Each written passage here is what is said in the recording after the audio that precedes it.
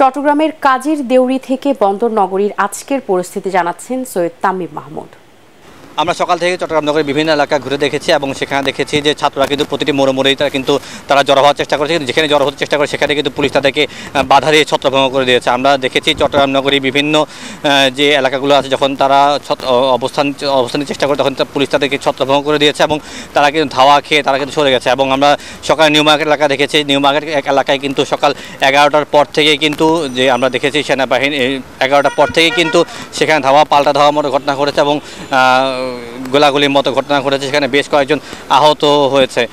আমরা এছাড়াও চট্টগ্রাম নগরের কাজীর দেউরি যে এলাকা আছে সেখানেও আমরা গিয়েছিলাম, সেখানেও দেখেছি কাজীর দেউরি থেকে লালখামবাজার এবং কাজীর দেউরি থেকে ওয়াসা মোড় যে অংশটি আছে সেখানেও কিন্তু পাল্টা ধাওয়ার মতো ঘটনা ঘটেছে। পরবর্তীতে বৈষম্যবিরোধী যারা ছাত্র আছে, আন্দোলনকারী আছে, তারা কিন্তু পরবর্তীতে ওয়াসায় অবস্থান নেয় এবং ওয়াসায় অবস্থান নেওয়ার পরে কিন্তু আমরা দেখেছি সেনাবাহিনী তাদেরকে 2-3 স্তরের নিরাপত্তা বেষ্টনী তৈরি করে এবং তারা কিন্তু ওইখান থেকে আর বের হতে পারেনি। তবে এখন পর্যন্ত ছাত্ররা সেখানে অবস্থান করছে এবং আমরা এখনও দেখছি বিভিন্ন জায়গায় কিন্তু গোলাগুলি শব্দ শোনা যাচ্ছে এবং বিভিন্ন জায়গায় পাল্টা ধাওয়ার মতো ঘটনা ঘটছে।